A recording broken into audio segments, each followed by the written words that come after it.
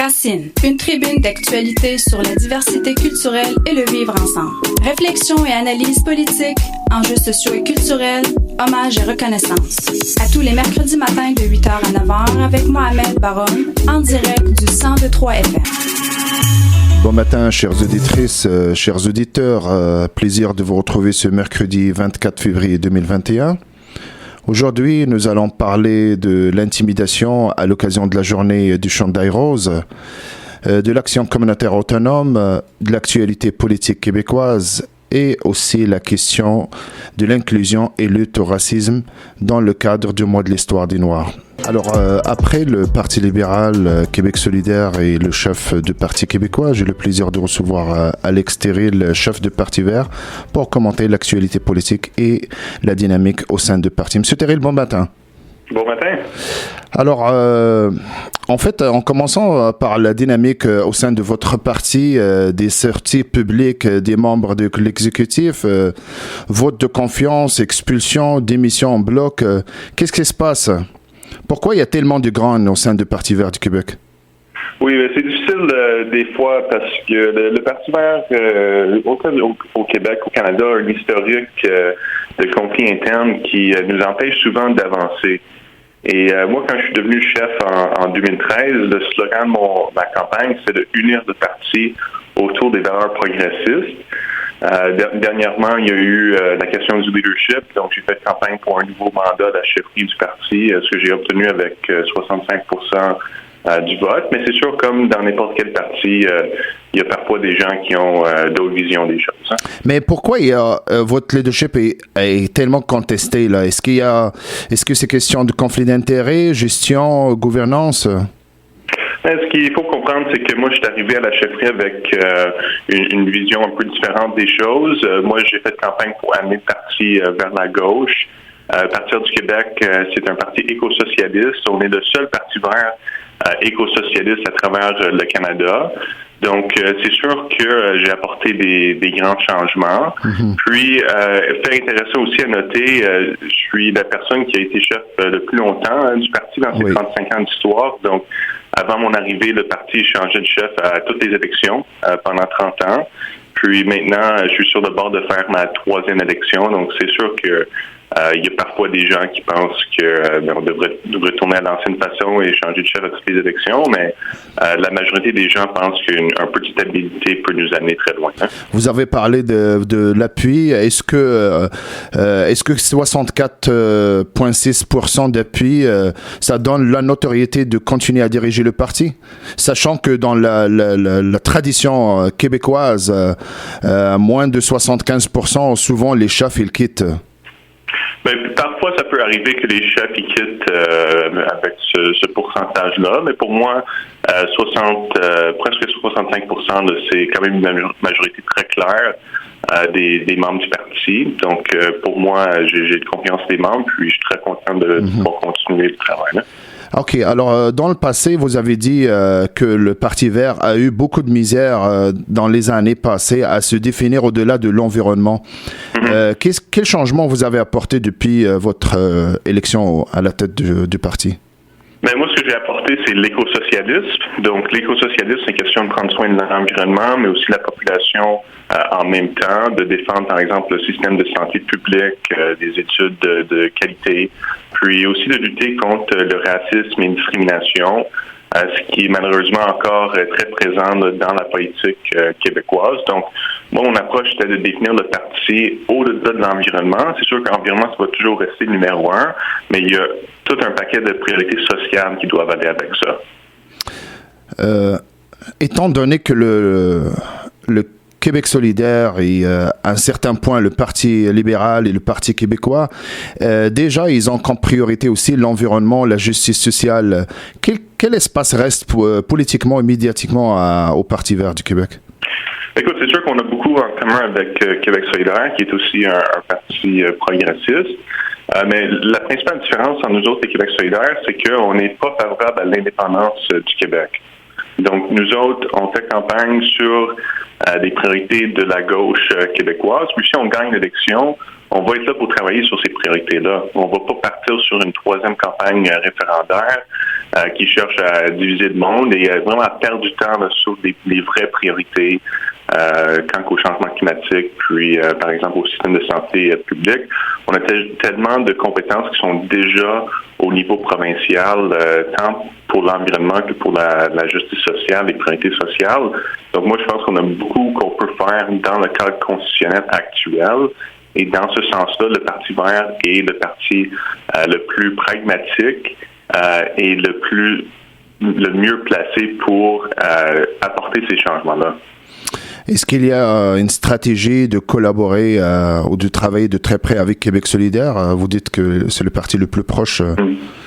Mais ces questions-là ont toujours été sur la table. À chaque élection, on a des discussions. Certaines fois, ça va plus loin que d'autres, mais Québec solidaire est déterminé de présenter des candidats dans l'ensemble des circonscriptions. Puis, c'est sûr qu'on serait ouvert là, à des ententes dans un comté ou deux, mais de toute façon, le Parti vert du Québec présente quand même un programme qui est différent.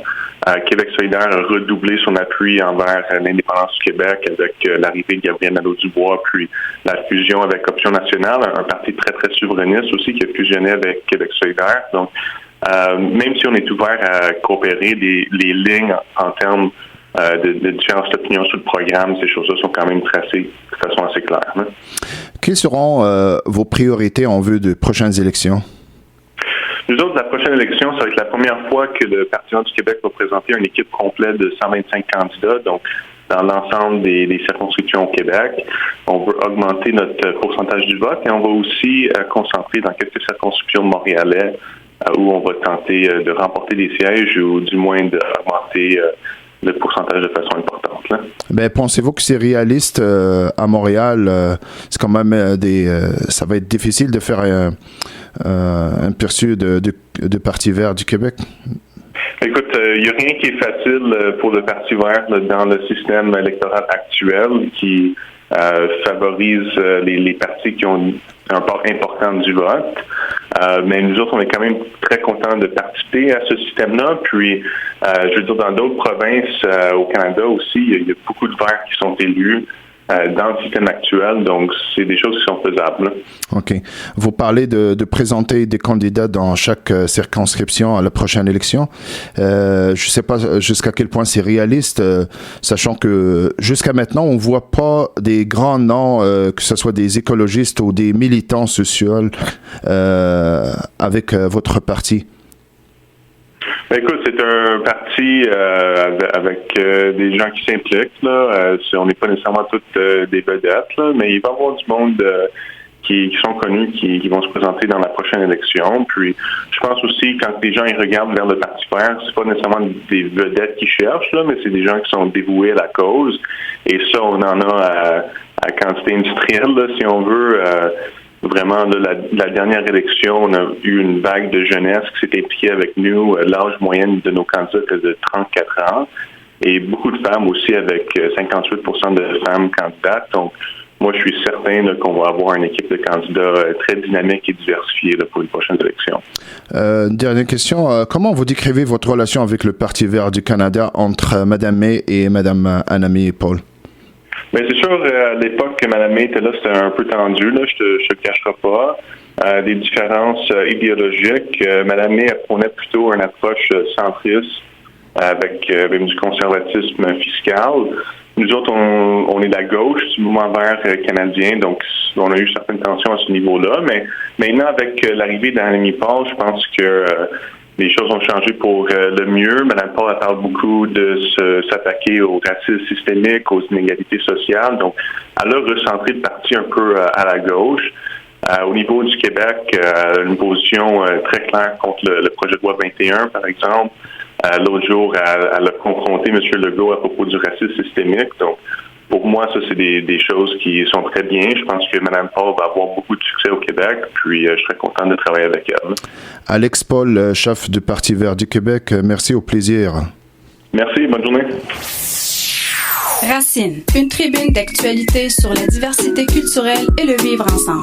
Réflexion et analyse politique, enjeux sociaux et culturels, hommage et reconnaissance. À tous les mercredis matins de 8h à 9h avec Mohamed Baron, en direct du 102.3 FM. Le 26 février de chaque année, c'est la journée du Chandail Rose. Cette journée qui a été créée à la suite d'un incident d'intimidation survenu dans un collège en Nouvelle-Écosse en 2007. Nous rappelle cet incident l'importance de lutter contre l'intimidation.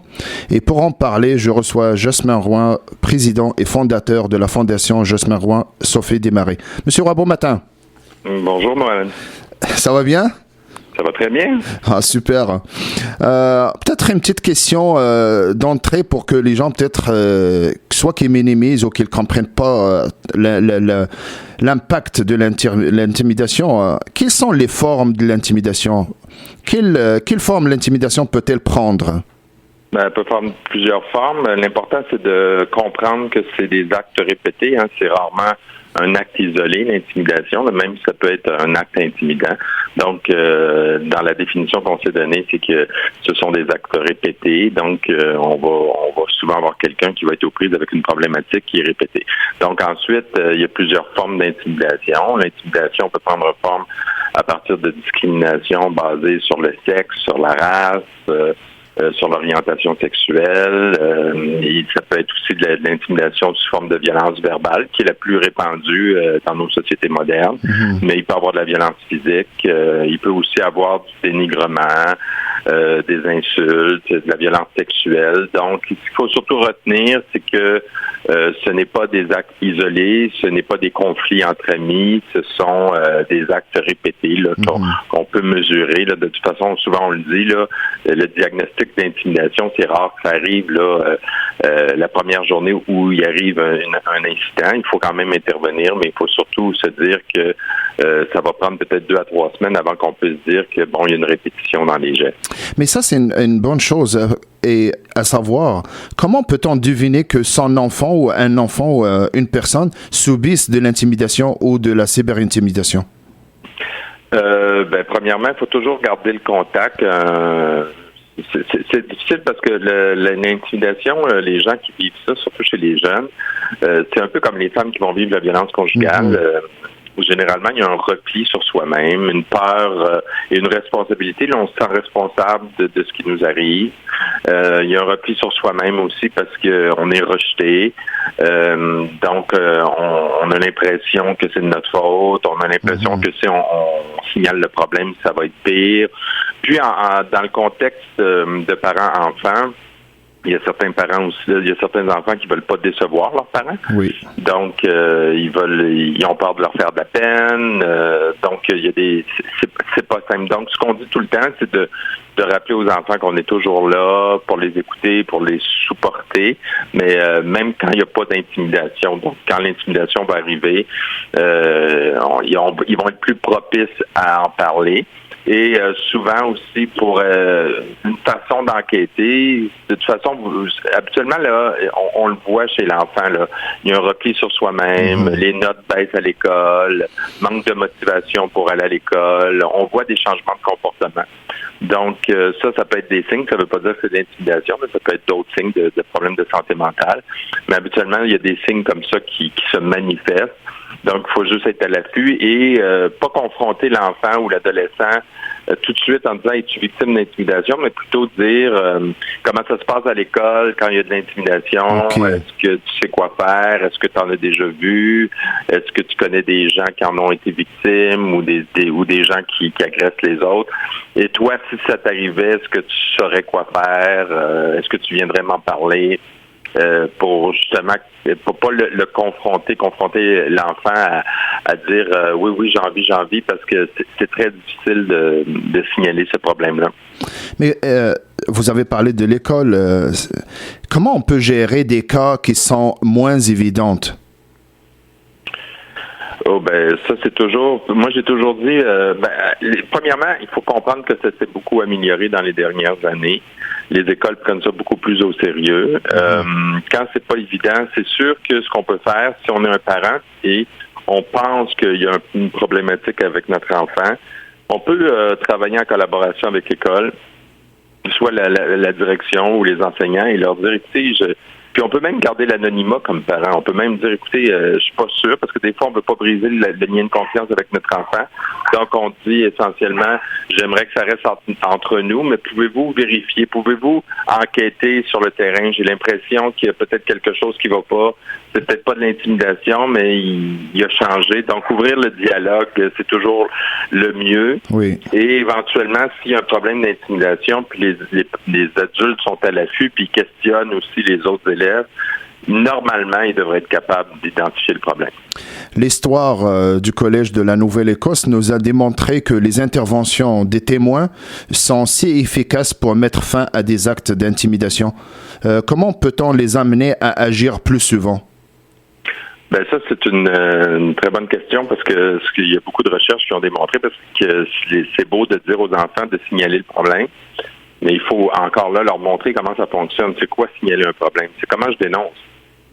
Et c'est vrai que dans le cas de jeunes, parce que on le sait très bien, là, que l'intimidation, 90% du temps, c'est commis devant des témoins. Donc, ils ont un pouvoir très décisif sur la guérison du problème. Et donc, ce qu'on dit essentiellement, c'est que oui, on leur demande de signaler le problème quand il y a un problème, mais surtout de prendre le temps de montrer aux gens comment on fait ça, parce que c'est bien beau de dire, même les adultes ont de la misère à dénoncer ces problèmes-là. Fait que c'est pas si simple qu'on pense, hein. Donc, excusez-moi, mon chien derrière, il jappe. Et puis, qu'est-ce que je voulais dire d'autre? Donc, c'est important de les mobiliser parce que même si, comme on le voit très bien en Nouvelle-Écosse, ce qui s'est passé, c'est que quand les jeunes s'en mêlent, puis que les témoins disent, écoutez, on veut pas de ça dans notre école, habituellement, ça arrête assez vite. Ceux qui ont le plus d'influence, c'est les jeunes entre eux. Donc, moi, je dis souvent aux jeunes, ne restez pas le témoin silencieux d'un comportement que vous voulez pas voir se manifester dans votre école.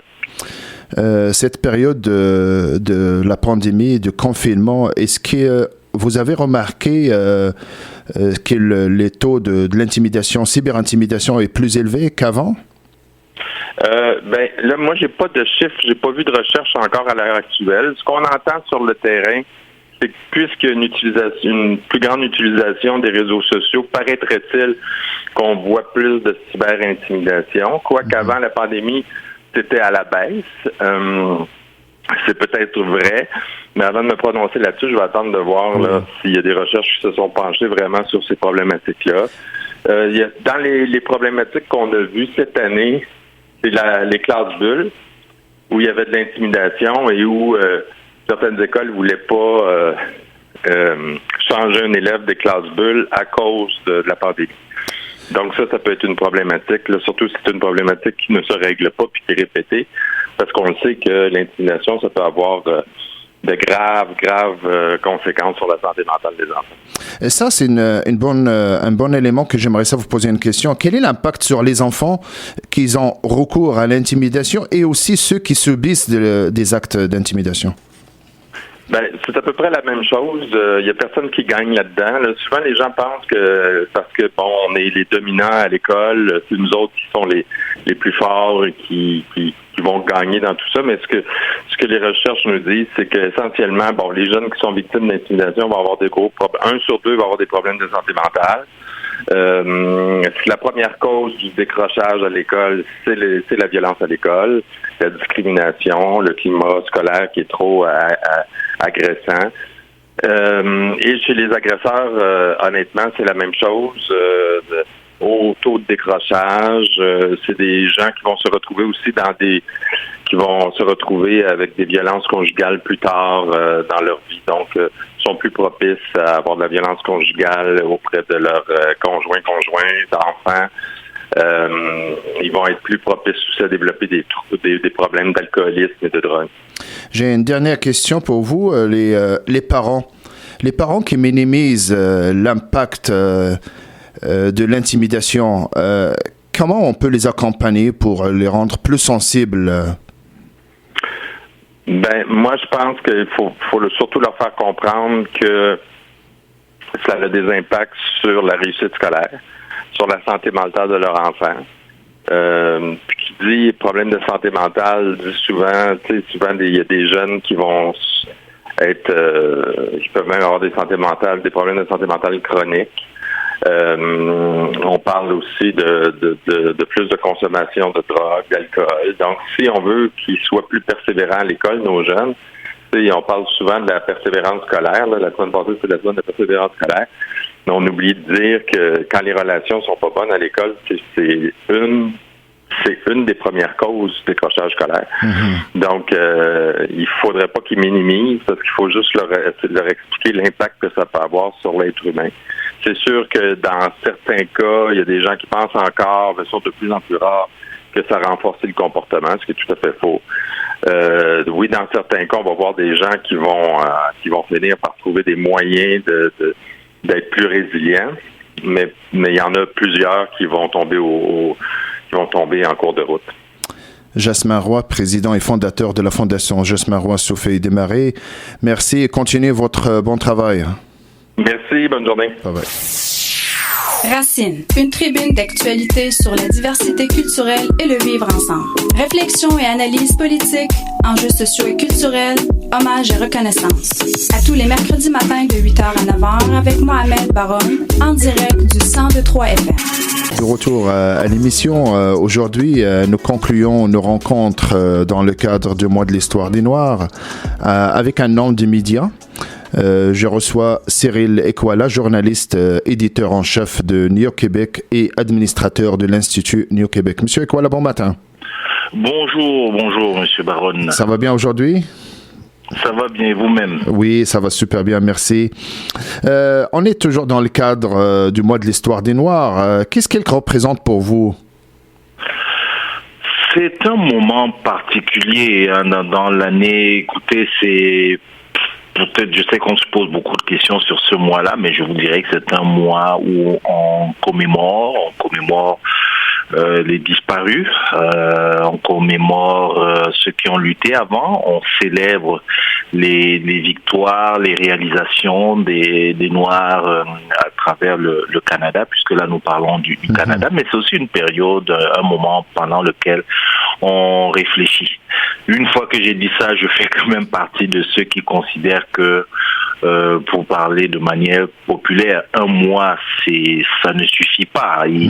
C'est toute l'année, puisque les Noirs sont partie intégrante de la société, mais au vu de leur histoire, il y a eu l'instauration de ce mois-là. C'est un mois de commémoration, c'est un mois de célébration, de réflexion, de partage avec le reste de la communauté nationale. C'est comme ça que je vois. D'accord. Alors, au-delà de commémoration, parlons un peu des actions.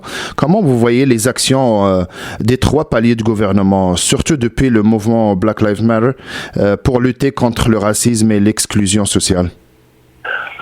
Je dois vous dire, M. Baron, qu'il y a évidemment différentes approches. Je vais commencer par la plus haute. Si on prend le fédéral, il est évident que le fédéral, le gouvernement libéral a essayé de tout mettre en œuvre pour lutter contre ce phénomène. On sait qu'il existe aujourd'hui un secrétariat fédéral à la lutte contre le racisme.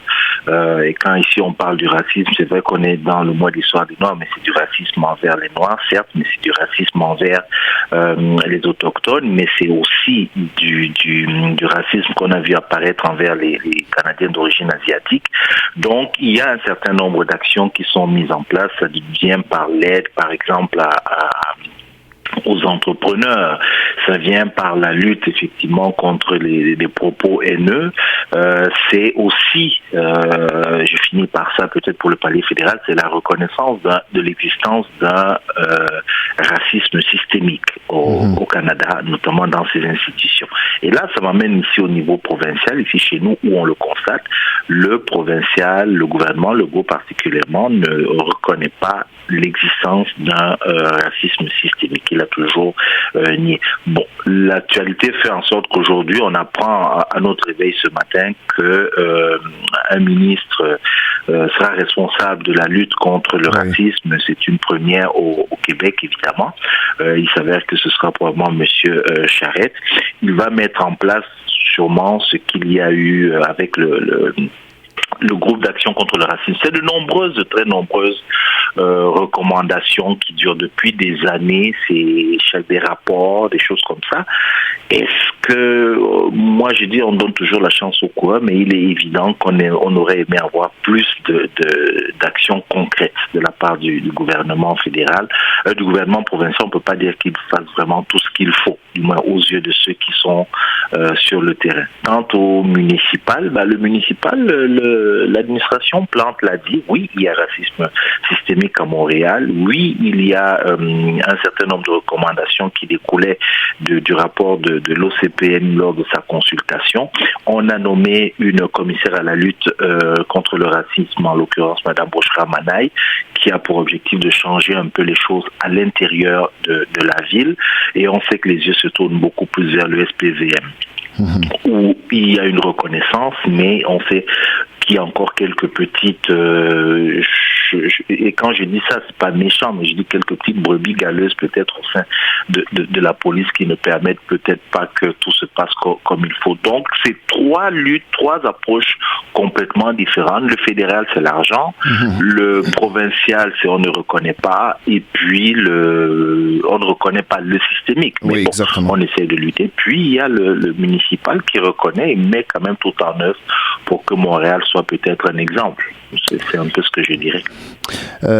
Parlons un peu des médias. Comment un média communautaire peut lutter contre le racisme et l'injustice par rapport à celle d'un grand média?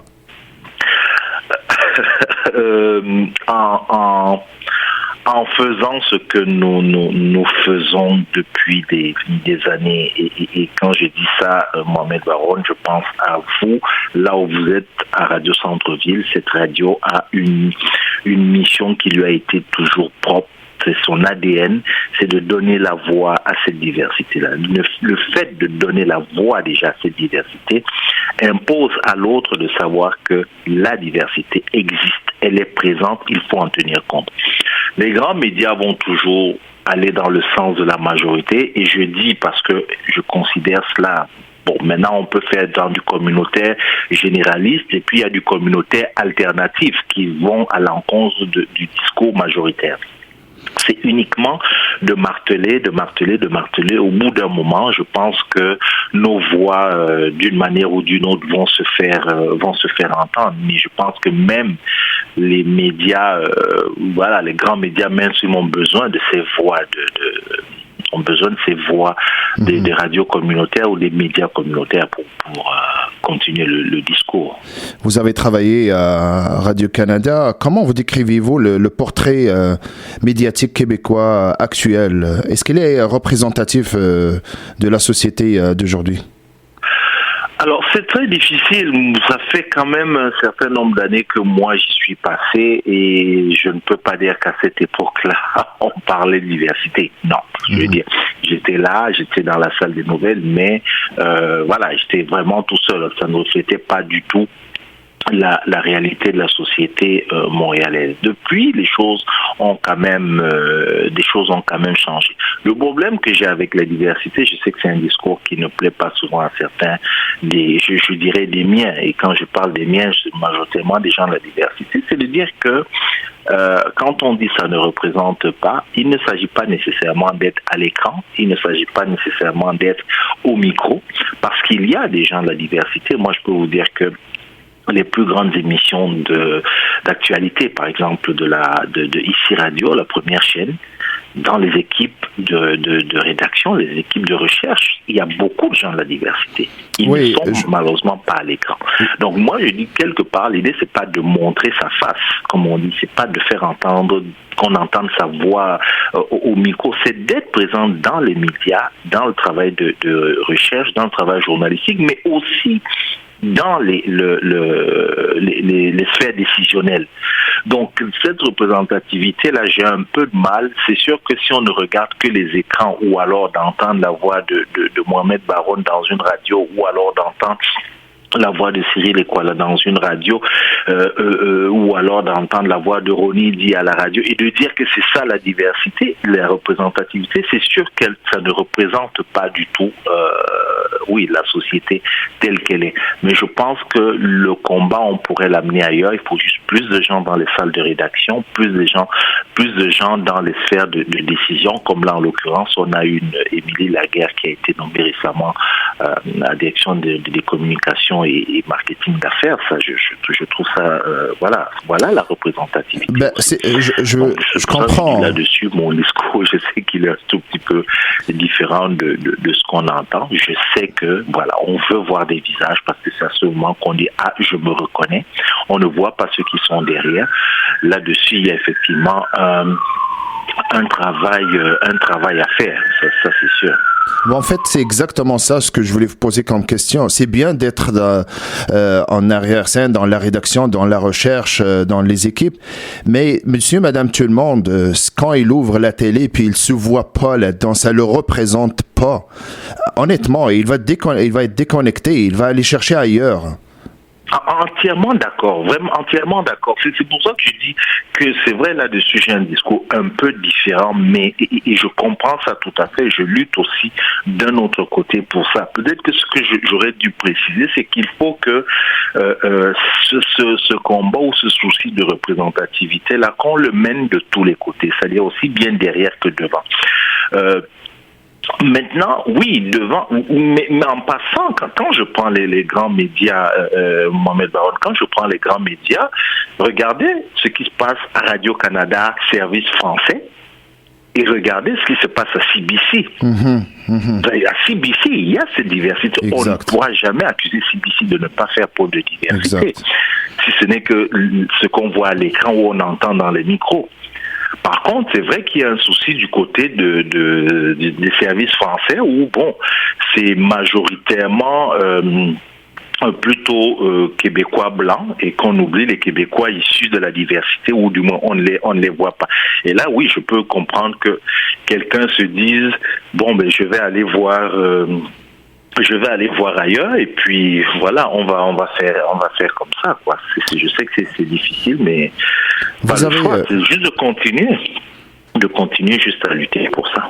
Vous avez donné un exemple honnêtement de CBC et Radio-Canada parce que c'est très pertinent. Oui, au-delà, il y a maintenant, on voit des visages issus de la diversité à CBS par exemple ou Global.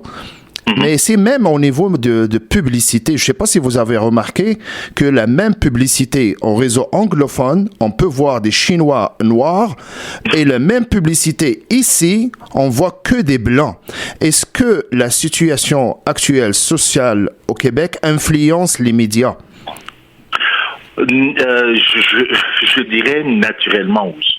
Naturellement, oui. On a ce problème, et moi je dis on a ce problème en tant que ensemble, en tant que collectif, parce que c'est pas juste une affaire de blanc ou d'une affaire de noir ou d'une affaire d'asiatique ou d'une affaire de type plutôt méditerranéen pour ne pas dire arabe. C'est vraiment un truc collectif. La culture. Et ça, c'est hérité de la culture française. Ça ne fait pas plaisir, les gens n'aiment pas entendre ça, mais c'est une réalité. C'est deux approches différentes par rapport aux diversités.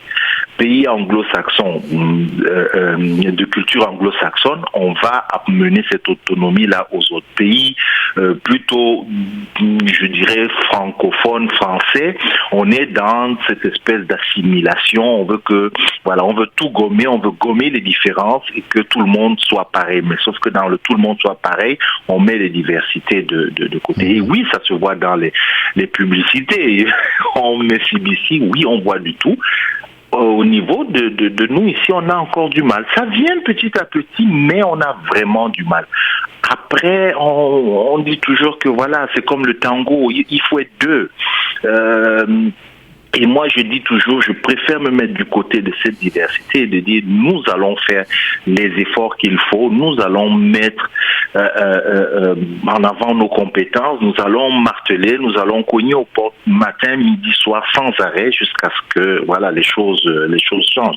Mais Mohamed Baron, vous et moi sommes quand même installés ici depuis des années. On ne peut pas dire que ça n'a pas changé, ça a beaucoup changé. Moi, je me rappelle quand je suis arrivé ici, quasiment au début des années 2000-2004, mais on ne parlait même pas, le mot diversité n'existait même pas dans le langage populaire, ça n'existait même pas dans les médias. Aujourd'hui, on a réussi à l'imposer, ça prend peut-être 20 ans, on dit que 20 ans c'est ça une génération, ou 10 ans, je sais plus, mais voilà, ça prend qu'il faut continuer à se battre. Certains médias communautaires ciblent des communautés ethniques, tandis que d'autres ciblent des communautés locales. Quels moyens vous privilégiez pour mener des changements significatifs chez les gens? Oh, ça c'est difficile parce que je joue sur les deux tableaux. Local, moi je partirais pour local. C'est-à-dire que, et c'est pour ça que je dis quelque part que j'aime mieux parler peut-être de médias alternatifs, dans le sens où ethnique, on se referme sur nous-mêmes et nous parlons à nous-mêmes, nous entendons parler à nous-mêmes. C'est pour ça que je préfère l'ouverture, je préfère qu'on fasse local, mais en incluant tout le monde, en parlant à tout le monde avec notre pertinence. Et c'est un peu aussi ce que je vais faire peut-être d'une certaine manière avec Néo-Québec depuis un certain nombre d'années, c'est que je viens avec les voix de la diversité, mais pour parler de ce qui est local, ce qui concerne tout le monde. Donc non, moi j'irais automatiquement vers du local plutôt que de l'ethnique proprement dit. Ce qui n'empêche que il faut de l'ethnique parce qu'on sait qu'il y a des gens qui vont mieux capter ça, vont mieux capter les informations ou les enjeux dans leur langue, je dirais, naturelle, maternelle. Je vous pose une dernière question qui vient de la voix de ma fille de 9 ans. Pourquoi les Noirs, ils meurent toujours les premiers dans les films? Ils sont toujours, souvent les méchants. Honnêtement, je suis resté bouche bée à 9 ans. C'est des questions aussi difficiles. Parce que généralement, ceux qui font les films ne sont pas des Noirs. Donc on choisit de faire mourir l'autre que de faire mourir soi-même. Mm-hmm. Quand j'ai répondu, c'est ce que je lui dirais. Quand j'ai répondu, il m'a dit une autre question. Mais si ce noir-là est conscient, pourquoi il accepte ce rôle? Encore plus difficile, ça c'est 9 ans, hein? De 9 ans. Ouais. Pourquoi est-ce qu'il accepte ce rôle? C'est ça. Parce que pendant longtemps, il subissait. Ouais. Parce que pendant longtemps, il subissait. Là, depuis un moment, il commence à réagir. Et c'est peut-être pour ça que lui-même écrit ses films. C'est peut-être pour ça que même dans les films où on lui propose de mourir en premier, il dit non, je vais mourir certes, mais peut-être mourir le dernier. Voilà ce que je lui dirais. Cyril Ekwala, journaliste, éditeur en chef de Néo-Québec et administrateur de l'Institut Néo-Québec. Merci, au plaisir. Merci beaucoup, Mohamed Baron. Bonne émission. Merci. Racine, une tribune d'actualité sur la diversité culturelle et le vivre ensemble. Réflexion et analyse politique, enjeux sociaux et culturels, hommage et reconnaissance. À tous les mercredis matins de 8h à 9h avec Mohamed Baron, en direct du 102.3 FM. De retour à l'émission, on parlera de l'action communautaire autonome avec un homme de terrain. 26 ans d'expérience au milieu communautaire montréalais, dont 20 ans en tant que directeur de Solidarité Antique. Monsieur Achour Ezzedine, bonjour. Oui, bonjour Mohamed. Ça va bien? Ah oui, ça va. Super. Écoutez, habituellement, les organismes communautaires interviennent auprès des personnes et des communautés vulnérables. Nous savons maintenant que la pandémie de la COVID-19 a affecté d'autres catégories de la population autres que des personnes issues de l'immigration ou des assistés sociaux. Est-ce que les organismes communautaires dont l'engagement a été largement médiatisé, on peut faire face à cette nouvelle réalité? En fait, les immigrants ont vécu la crise comme toutes les autres catégories de la population vulnérable à Montréal. À cette nuance près que, en plus des organismes communautaires qui leur viennent en aide, les immigrants ont recours également au réseau d'entraide des communautés des pays dont ils sont issus. Ici, je fais référence particulièrement, parce que c'est un milieu que je connais un peu plus qu'ailleurs, pour les immigrants. Je fais référence particulièrement aux immigrants qui viennent d'Afrique, y compris du Nord, ainsi que du Moyen-Orient, Syrie, Liban, etc. Pour les immigrants qui sont rentrés juste avant la mise en place des mesures sanitaires, leur processus d'établissement était très compliqué à cause du confinement, comme vous le savez. Surtout pour ceux qui ne parlent pas la langue française, ni d'ailleurs l'anglais. Alors vous devinez l'impact que cette situation a pu avoir sur leur vie, notamment sur le plan psychologique et, et moral. Ça va vraiment mal pour eux dans ces circonstances. Et c'est encore pire pour les réfugiés, déjà aux prises avec leur traumatisme, et qui ne peuvent pas accéder aussi facilement aux services de santé mentale ou même parfois aux services de base. En tout cas, les immigrants et les réfugiés ne sont évidemment pas les seuls parmi la population vulnérable à être affectés par la pandémie. Ce que je veux dire que cette situation concerne tout le monde. Oui. Est-ce que les personnes issues de l'immigration qui arrivent à peine, qui sont venues pendant la pandémie, est-ce que le processus d'intégration il sera affecté? Si oui, jusqu'à quel point? Absolument. D'abord, c'est qu'ils sont d'abord en confinement. Quand ils atterrissent chez des familles qui elles-mêmes sont immigrantes en général et qui vivent dans des conditions déjà qui ne sont pas toujours idéales. Et le fait de ne pas pouvoir bénéficier immédiatement des services d'aide à l'établissement, surtout pour avoir affaire à quelqu'un en direct, on va dire en présentiel, c'est compliqué. On peut pas régler. Je ne sais pas. J'imagine, parce que j'ai déjà vécu le processus pour moi d'établissement à l'époque. Et il fallait avoir affaire à des humains directement autour d'une table et discuter des possibilités d'intégration, des possibilités d'accès aux ressources et ainsi de suite. Maintenant, ça se fait au téléphone ou en ligne. Et lorsqu'ils arrivent à obtenir un logement, parce que les familles qu'ils ont ici ont réussi à leur réserver à leur louer un pour qu'ils s'y installent, ils n'ont pas forcément accès à toutes les facilités de branchement Internet et ainsi de suite. Bref, je sais que les organismes d'ailleurs eux-mêmes le disent, ça a été très difficile pour ces immigrants-là. Mais j'aimerais bien qu'on revienne au fait qu'il n'y a pas que les immigrants en fait, qui ont vécu cette situation. Il faut bien comprendre que le flux d'entrée des réfugiés, des immigrants a énormément baissé, surtout à un moment donné où les frontières ont été fermées, non pas ici au Canada seulement, mais déjà dans les pays d'origine, les gens ne pouvaient pas se déplacer facilement, prendre l'avion et venir.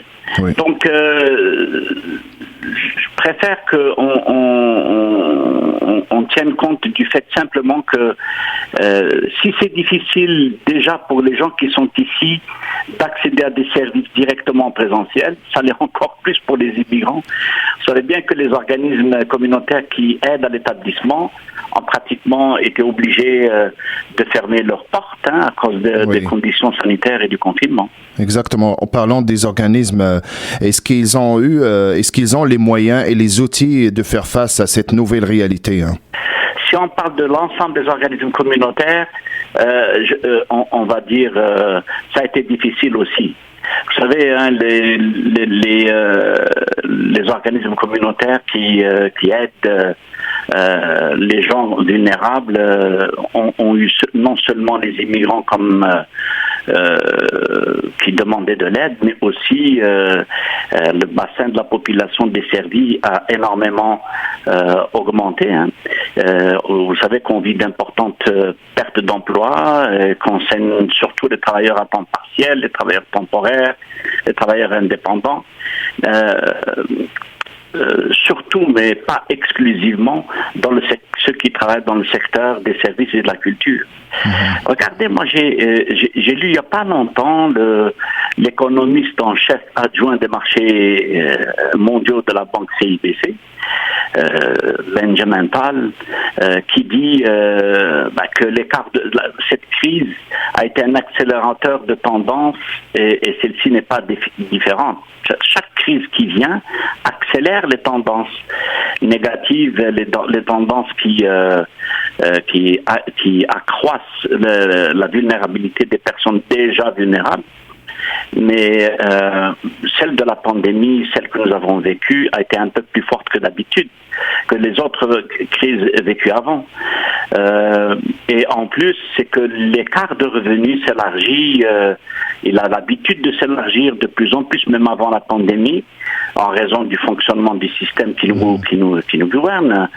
Mais il s'est clairement creusé pendant la crise de la pandémie de la COVID-19. Alors, il faut juste savoir à quel point l'expérience de la pauvreté peut avoir changé durant cette pandémie, avec des augmentations largement marquées du nombre de personnes utilisant les banques alimentaires parce qu'elles ont du mal à payer la nourriture. Je peux aussi soulever l'exemple du loyer et d'autres situations, surtout qui touchent au mental et aux questions aux situations psychologiques liées à l'isolement. Oui, exactement. Et c'est vrai que la PCU a permis, on parle de la prestation fédérale, a permis d'amortir l'impact sur la pauvreté en ces temps de pandémie, mais à côté de ça, les taux de pauvreté ont grimpé et ils vont continuer, à mon avis, à augmenter cette année en raison de la Covid. Et ça d'ailleurs va provoquer, on le lit déjà un peu partout dans la presse, qu'il va y avoir une baisse historique du marché du travail canadien, qui vient de jeter dans la rue sans emploi plus d'1 million de chômeurs, en plus de ce qu'on avait déjà avant la pandémie. Dans quelle mesure ces organismes-là qui prévalent de l'action communautaire autonome ont-ils joué leur rôle en ce qui traite à la mobilisation de leurs membres? Vous comprenez que c'est très difficile de pouvoir mobiliser des membres qui sont déjà confinés. Et que quand les bureaux et les salles communautaires, etc., c'est-à-dire les lieux de rencontre, sont fermés. On sait que les centres communautaires et les salles communautaires qui recevaient les bénévoles, les gens, les membres qui veulent s'engager, etc., ont tout été fermés. Donc, beaucoup d'organismes ont fait l'effort de maintenir certaines activités par le biais des vidéoconférences ou des visioconférences, etc. Mais ça n'a pas été facile de maintenir la mobilisation habituelle. Il n'y a qu'à citer les difficultés qu'ont eu, par exemple, les bénévoles et les membres d'organismes communautaires qui accompagnaient les personnes âgées, par exemple, pour leurs rendez-vous médicaux ou pour leur apporter de la nourriture. Il y a eu une baisse draconienne. Certains organismes ont pratiquement paniqué dans ce domaine. Il y a aussi tous les organismes qui recevaient chez eux leurs membres pour des activités, je ne sais pas moi, en santé ou en prévention de santé, etc. Ils ne pouvaient plus le faire. Et on ne peut pas le faire en présentiel quand on veut montrer, par exemple, à une jeune maman qui vient d'accoucher la façon dont elle doit, je sais pas moi, allaiter son enfant, et ainsi de suite, son bébé. Ça, on a vu des témoignages d'organismes qui travaillent dans ce domaine, qui éprouvaient de la difficulté à le faire. Bref, ça n'a pas été, c'est pas une période facile pour la mobilisation de leurs membres. Mais il faut lire les témoignages, des témoignages poignants d'intervenants communautaires, surtout ceux qui travaillent en première ligne.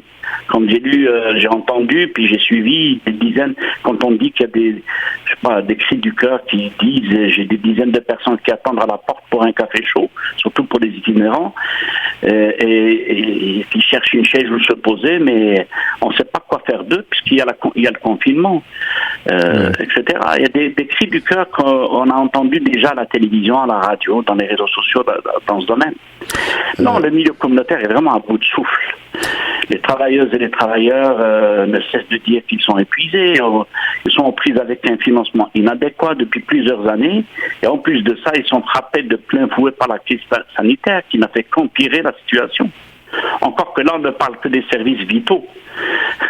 Oui. Le confinement a provoqué également une réduction draconienne d'activités communautaires, je viens de le dire.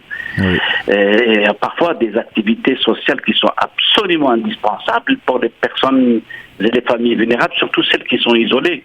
On a cité tout à l'heure les immigrants, mais il n'y a pas que. Il y a aussi les personnes qui sont en situation d'isolement total, oui. Des célibataires, femmes monoparentales avec des enfants, mais qui ne travaillent pas, personnes âgées, etc. Puis voilà, donc le virtuel ne remplace absolument pas le présentiel, comme on dit.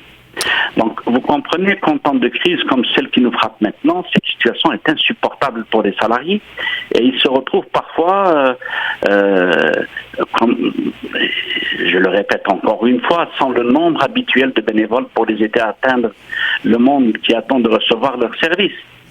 Tout le monde reconnaît cette réalité. C'est une réalité indéniable, elle est palpable, elle est vécue par les organismes communautaires qui ne disposent déjà pas d'employés suffisants. Ça, vous le savez. Déjà, les organismes, depuis longtemps, souffrent et revendiquent un meilleur financement pour faire face à la musique, c'est-à-dire à la détresse des gens auprès desquels ils travaillent. Oui. Mais ça, c'est quand on parle d'organismes communautaires qui donnent des services. Oui. Mais quand on parle de l'action communautaire autonome, on ajoute un autre défi, un autre enjeu. On ne parle pas que de l'offre de services lorsqu'on parle de l'action communautaire autonome. L'autonomie est souvent, on le sait, on l'entend, est souvent réduite au pouvoir dont disposent les dirigeants des organismes, ce qui est, je le dis franchement, une déformation qui réduit l'ampleur de ce que représente l'action communautaire autonome. Je dis bien l'action communautaire autonome, mais j'insiste. En fait, pour les gens comme moi qui ont vécu les débats qu'on a eus dans les débuts de 90, en fait, 4 critères, si ma mémoire est bonne, il y en a plein, qui s'ajoutent aux caractéristiques des organismes s'ils veulent se prévaloir de l'action communautaire autonome. Les critères, ils vont évidemment être constitués en initiative des gens de la communauté. Oui, il y a 8 critères. Il faut poursuivre une mission sociale qui favorise la transformation sociale. C'est comme ça qu'on définit l'action communautaire autonome. C'est-à-dire la mission ne doit pas être simplement de donner des services, qui est déjà indispensable de toute façon, mais en plus, il faut qu'elle vise la transformation sociale et il faut faire preuve de pratiques citoyennes. Donc, et mettre en œuvre des approches très larges, axées sur la globalité des enjeux auxquels on veut s'attaquer. Oui. Évidemment, il faut être dirigé par un conseil d'administration indépendant du réseau du réseau qui finance les groupes. Exactement. Alors, est-ce qu'on peut penser qu'en temps de pandémie, les organismes sont mis d'un seul coup, soudain, à remplir ces critères? Bien sûr que non. Est-ce qu'il est humainement, je dirais, socialement et même techniquement possible que ces conditions aient été strictement observées pour faire face à la pandémie? C'est difficile de l'imaginer avec les restrictions sanitaires dues au confinement, si Mohamed. Merci, Steen. C'est effectivement la pandémie a affecté non seulement les usagers, mais aussi la façon de faire du milieu communautaire et l'action communautaire autonome. Azzeddine Achour, conseiller communautaire, merci de vous avoir partagé avec nous cette réflexion et au plaisir de vous accueillir. Un plaisir, Mohamed. C'est la fin de notre émission. Merci à toute l'équipe de Racine. Merci à notre cher René Di à la régie. Au plaisir de vous retrouver la prochaine émission.